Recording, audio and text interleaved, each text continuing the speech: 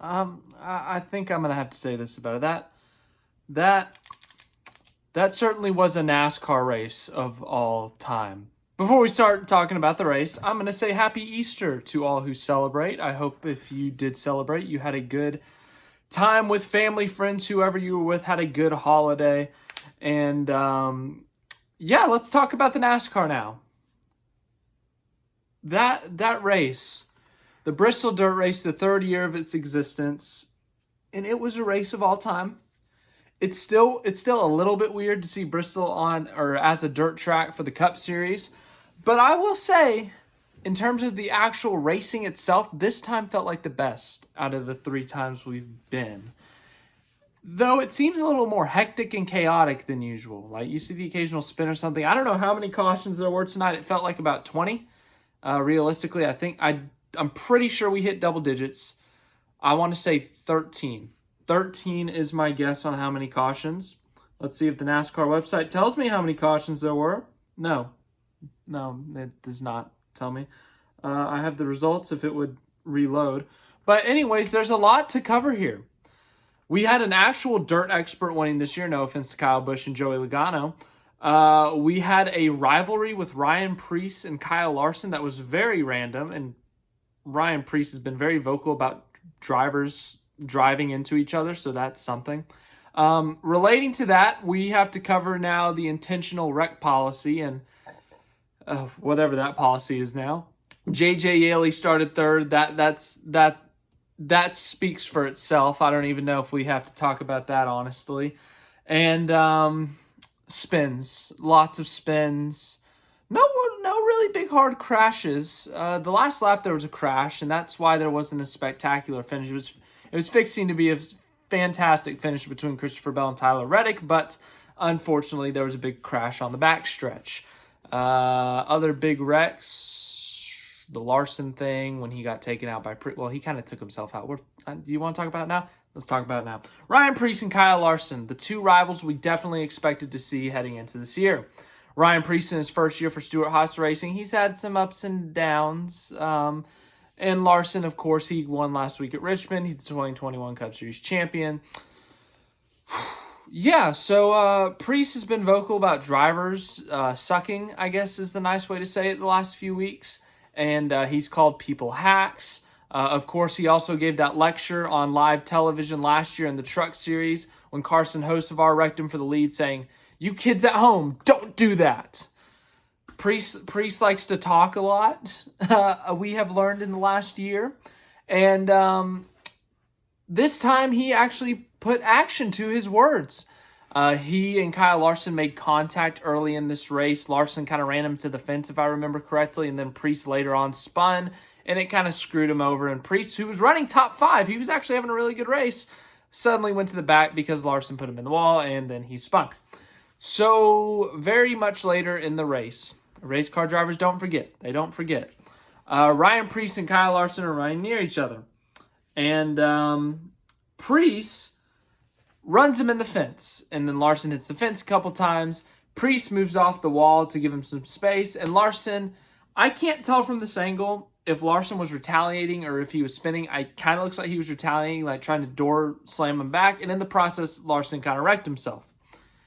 And on the radio, they asked what happened there, and Ryan Preece just said he got loose. Preece was saying that he had gotten loose and, oh, oops, my bad. Sorry, I got loose. The real test will be the media center or the media availability, or if he has a podcast to see what he says, because as we saw a couple weeks ago, Denny Hamlin and Ross Chastain got into it for like the 10th time. And Hamlin ran Chastain into the wall. It seemed pretty innocent. Seemed like, late race racing. He cut a tire. He just misjudged the corner. He made contact and they couldn't disconnect. But then Hamlin goes on his podcast and says, I held the wheel straight and ran him into the wall. And NASCAR said, penalty. And it wouldn't have been a penalty if he didn't say anything. So the question now is, and especially now that Hamlin appealed it and said that he didn't intentionally wreck him or whatever, and that it was an accident, the appeals panel said, no, you intentionally wrecked him. You said it on your podcast. your penalty stands. So the real question is, if Ryan Preece doesn't admit it, even though this looks much worse than Hamlin's thing, are they going to fine Preece? Are they going to penalize Preece? Because it looked more blatant in this case. I mean, he didn't like Matt Kenseth him, but it looked more blatant than the Hamlin Chastain at Phoenix thing. Like, what are they going to do here? Like, what's going to happen? I don't think they'll actually penalize him unless Preece comes out and says, oh yeah, Larson deserved that. I wrecked him. I really don't think he'll do that. I think he's learned. I think everyone in the garage has learned that, oh, if you blatantly say it, you're going to get fined. You're going to get a points penalty. So I think Preece probably had someone in his ear, or as he got out of the car, the PR person came up to him and said, hey, you just say you got loose. You stick with that story. You hammer it down, baby. You stick by your you got loose story. So yeah, unless he blatantly admits it, I don't see a penalty coming for this. But it does raise the question now that the penalty has been handed out for the Hamlin-Chastain thing. If it looks blatant or much worse than the Ross Chastain-Denny Hamlin thing, do we penalize? Or is it just a words thing? Is it just if you admit it, then race manipulation? Yeah. But Kyle Larson was not happy about it. Like in the media center, he was saying the F word. You shouldn't repeat that one at home, kids. He said, I figured we could just be grown-ups and get the F over it. He also had 2 minutes and 40 seconds of quote. According to Noah Lewis, he recorded the whole interview thing in the media center or at the care center. But yeah, Larson, I mean, he wasn't like ripping into Preece, but he seemed upset about it, basically saying like, get over it, essentially, it seemed like. And yeah, I'm curious to see what Preece has to say. But yeah, that was one of the big talking points. Other than that, lots of spinning, lots of crashing. Chase Briscoe once again taking someone out of contention late in this one. Yeah, Ryan Blaney running third. Chase Briscoe just dives down, wrecks him. No caution. Like, Blaney spinning, doing 720, 1080, however many spins he did. And no caution. He's spinning in front of the field, no caution. Whereas Kyle Busch does a little spin on the apron, gets it back going, no one's near him. That's a caution. NASCAR was extremely inconsistent with the caution calls tonight. I get it. It's a human, a human's making this decision. Humans make mistakes. I make mistakes. Everyone makes mistakes. But it just seemed very much more obvious tonight as the examples I just gave you. But like it'd be like a 360. McDowell did an epic 360 spin and he saved it and he only lost like 2 spots. No one else was crashing. McDowell kept it up to speed. He was going. But NASCAR said, oh, someone's around, caution. Whereas there were other times where a car is like stopped on the backstretch and they waited till the leaders got there to throw the caution. Whereas with the McDowell thing, they called it like when he was in the middle of his spin.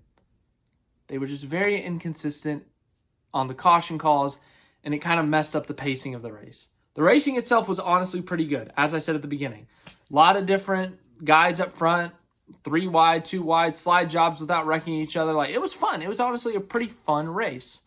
Once again, losing a Bristol concrete race, I don't like. But the Bristol Dirt Race is still pretty fun. I like the idea of having dirt race, maybe take it away from Bristol, because the drivers are still driving. They're still having to pedal it. They're still having to wheel it every couple seconds. Whereas my biggest problem, someone texted me this, or I texted someone, no, someone texted me this, is that I hope because I don't know if mad's the right word, but changing Atlanta to a super speedway has bothered me because the drivers aren't driving as much, and it's a super speedway now, and for some reason, it's just bothering me. I don't like it. I really don't. I wish they just kept Atlanta as is, just did a repave. Well, with Bristol, they texted me, they said, if you were mad about Atlanta turning into a super speedway, you should also be mad about Bristol being turned to a dirt track.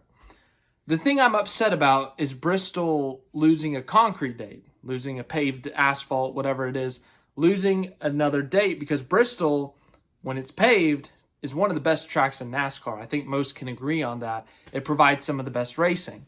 It deserves 2 races a year. If we're going to have multiple tracks with 2 races a year, Bristol absolutely has to be one of them. Losing one of them to the dirt race, I don't like that. However, the dirt racing today, provided by the NASCAR stock cars, it was fun. It was good. Drivers were wheeling it. It was chaotic at times, yes. There were a few too many spins, but it was fun. I enjoyed it. Like, what if we just went to an actual dirt track? What if we put dirt on a track that's not good? I don't know, like Kentucky. Obviously, that's a joke. You can't actually do that. But, go actually to a dirt track. See what we can do there. And give Bristol its 2 paved races back. I've enjoyed the Bristol Dirt Race. I enjoyed it this year. 2021 was a good race. Last year, other than the finish, I don't remember much about it. Point being, as chaotic as it was with the spins and all the mayhem, it's like that Allstate commercial where he's like, I don't know, where he's like in the car texting and driving, and don't text and drive, by the way. But the Allstate mayhem commercials, he lights the house on fire. You guys know what I'm talking about, but that's what this race was. It was mayhem. It was crazy. It was chaos. But when it was actual racing, it was fun. I'll rate it on a scale of 1 to 10 at the end. Let's look at the results of this race. Christopher Bell is your winner, believe it or not. The first Joe Gibbs Racing driver to win this year. The other Toyota win was actually Tyler Reddick for 23-11 at COTA, but the first Joe Gibbs Racing driver to win this year. And of course, he does it on dirt. Christopher Bell, well known for his dirt racing abilities. Very good car today. Arguably the best. I'd say Reddick was up there as well, but led, I think they said 100 of the 250 laps. Was up front most of the day. He was almost flawless. He had a fantastic day. He did great. Nothing you could really complain about today, and he gets a win. He's in the playoffs. He gets the playoff points, all that stuff. Fantastic day for Christopher Bell. Fantastic day for Joe Gibbs Racing. They needed a win. Joe Gibbs Racing, usually they win one of the first couple of races of the year, but it hasn't been a struggle or anything. They haven't been terrible, but not having a win yet, I'm sure that was starting to weigh on them, I guess. But to get a win, Christopher Bell being that winner, he is the future of Joe Gibbs Racing. That's big. That's a big win for him. I know Joe Gibbs wins a lot, but that's a big win for him. Tyler Reddick finishes second. Remember, last year was leading this race before being taken out by Chase Briscoe. Ended up finishing second in that race. Finishes second in this race. I think if there was no caution on that last lap, he had a chance at 3 and 4. I think he would have sent it. I don't know if it would have stuck, but I think he would have sent it. It would have been fun, but we had a caution. Good run for him. Austin Dillon, one of the most impressive guys on the day. Austin Dillon, I do not think of as a dirt racer. I don't know how much dirt experience he has, but I would not expect him to run well in this race. But he impressed me today. Fantastic run for Austin Dillon. He was up in the top 5 most of the day. Even when he wasn't, he got back to the top 5. He was genuinely fantastic. Austin Dillon was very impressive. Very, very impressive. Both the RTR cars looked really good throughout the day, but Austin Dillon might have been the better driver today, it seems like. So Austin Dillon, very impressive run, a well-deserved third-place finish. Ricky Stenhouse Jr., he, however, is a dirt guy. He had a fantastic race. I think he finished second in the first ever Bristol Dirt Race. Another really good finish for him, 4th place.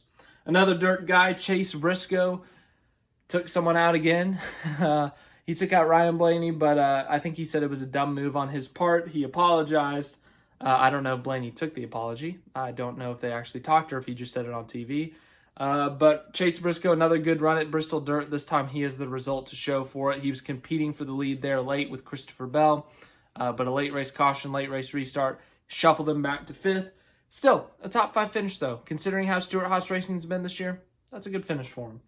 6th place, Justin Haley. Good for him. He got his 25 points back after that appeal. And, he got a good chunk of points. He's got a lot of points to go, though, to make the playoffs. Probably going to need a win. But still, a really good finish. 7th place, Martin Truex Jr. Good for him. He won the first ever trucks race at Bristol Dirt. 8th place, Todd Gilliland. Todd Gilliland, a fantastic day. Top 10 for him. He's actually been doing pretty good this year. Remember, he lost his full-time ride. He's only running 30 races, I think, this year for Front Row. And Zane Smith's going to fill in those other races. So a little bit of a chip on his shoulder. But Todd Gilliland coming out at Bristol Dirt was in the top 5 at some points. Finishes up here in the top 10. Kevin Harvick 9th. Good day for him. Ty Gibbs 10th. Ty Gibbs with 4 straight top 10s as a rookie. Pretty impressive. Good for him. 11th, Michael McDowell. He had that 360 save, which was really epic earlier in the race. 12th place, Bubba Wallace overcame an early wreck to come back, finished in the top 15. Byron 13th, Jones 14th, Burton 15th, Allmendinger 16th. Brad Keselowski spun like 5 times today. Somehow finished 17th. 18th, Chris Buescher, 19th, Austin Cindric, 20th, J.J. Yaley, started 3rd, very impressive in the heat races, and a top 20 in a Rick Ware racing car, very impressive for J.J. Yaley. 21st, Ty Dillon played some strategy earlier and was in the top 5. That was thrilling. It really was. 22nd, Denny Hamlin, 23rd, Ryan Blaney was up in the top 5 before being wiped out by Chase Briscoe. 24th, Ryan Preece, 25th, Daniel Suarez, 26th, B.J. McLeod, 26th. Get loud for McLeod. 27th, Josh Berry. He was taken out in the last lap. Chastain was out in the last lap. I think Bowman was involved in that too. LaJoy, Almirola, Kyle Busch. He was top 5, top 10, and then crashed there late.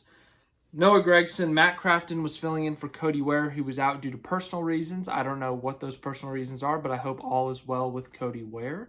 Yeah, I don't know what it is, but seriously, do hope all is well with Cody Ware. Matt Crafton filling in. Kyle Larson, 35th, as I said. Tough day for him. He won the first stage, led like the first 75 laps of this race, had a really fast car, was on the pole, got into Preece. Preece got back at him. It screwed his tires in the 3rd stage, and they wrecked out. So, yep, Larson 35th. Jonathan Davenport, dirt racing expert. He was actually doing solid, but I think he got involved in a wreck. Finished 36th. Joey Logano finishes last place, 37th, after getting involved in a couple of early incidents. Logano has 2 last place finishes this year, I think. Vegas, he crashed out in like stage 2. In that race, nothing really happened. But he's had 2 DNFs. It's very, very random. But that's all for this race. Scale of 1 to 10. Ooh, how do I want to rate this thing? Because the racing itself was really good. It's just there were so many cautions. And we didn't have a race at the Bristol paved. I'm going to go 7 out of 10, though. I did enjoy this race. I had a good time. It was fun. It really was. Too many cautions once again. It got a little chaotic. It got a little dumb sometimes. But for the most part, once again, the racing was pretty fun. 7 out of 10. I enjoyed it. So let me know what you thought of the race in the comments. We'll talk about anything that comes up this week. Remember, last week was a hectic news week. If we have another one of those, I will do my best to get that to you in a timely manner. Thank you for watching again. Like, subscribe, share, and all that stuff. And have a great rest of your night, or have a great Monday.